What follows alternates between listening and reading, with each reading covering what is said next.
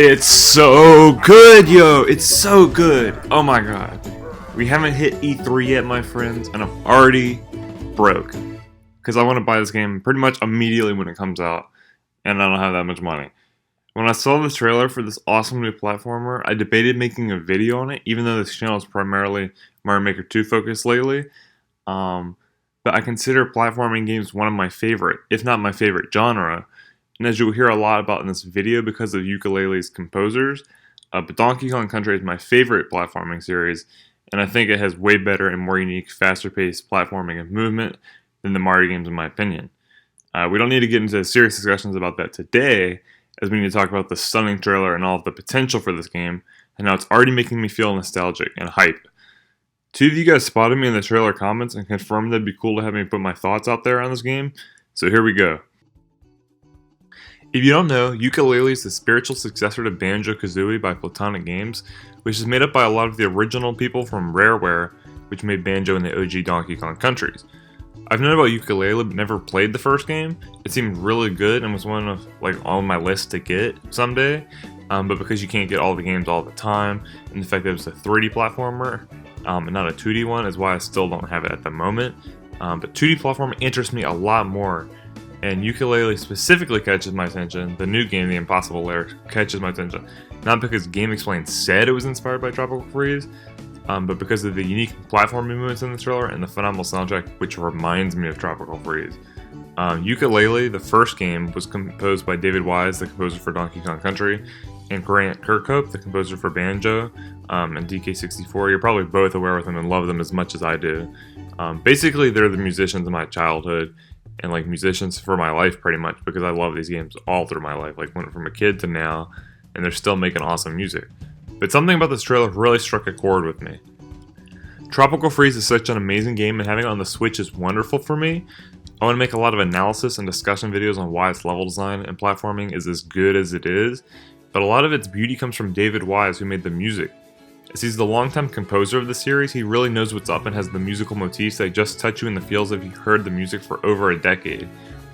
Tropical Freeze has musical callbacks to DKC2, my first DK game and probably my favorite of all time. It's so powerful musically in Tropical Freeze. There are those videos, I haven't really watched them, but I've seen them in YouTube where it's playing Minecraft in a 2012 summer night, and it's a video to remind you of calm and peaceful nostalgia.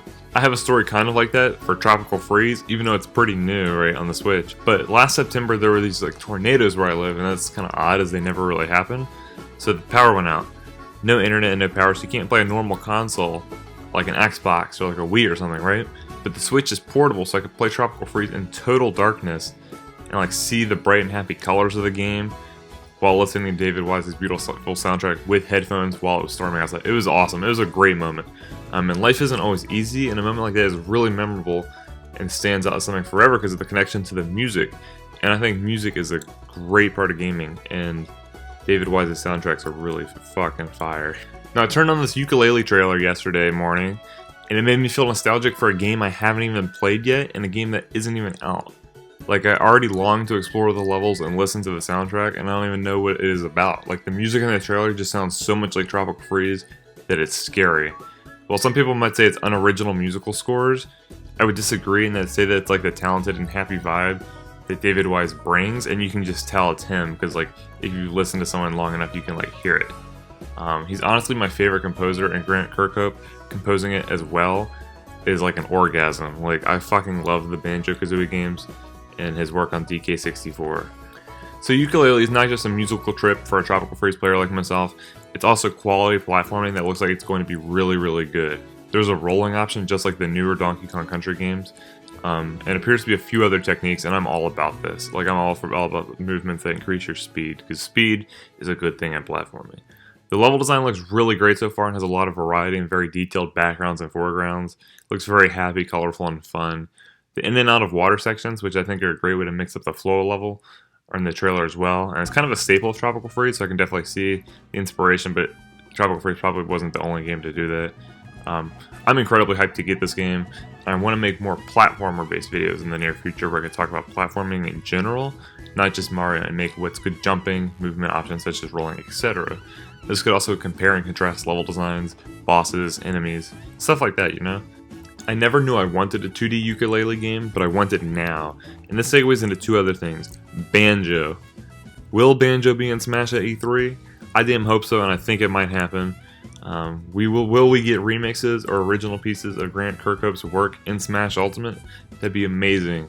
I love Banjo, and I've been making occasional videos on him, like off and on again now forever, so that'd be really great. And then also, this has been like my pipe dream for E3 2019 since last summer, but I want a new Donkey Kong Country game by Retro Studios. Old-time fans of the channel will know this, as I talked about it for a long time, all the time. But it's so damn true. They made Tropical Freeze in 2014, like the original one, not the port, and just got asked to fix Metroid Prime 4 by the other company that started this year, 2019, so they've had to be working on something since then, I'd imagine, and I don't think the Tropical Freeze Switch port took all that time. So I think E3 would be the perfect place to show off whatever Retro Studios has been doing, and I really hope it's Donkey Kong.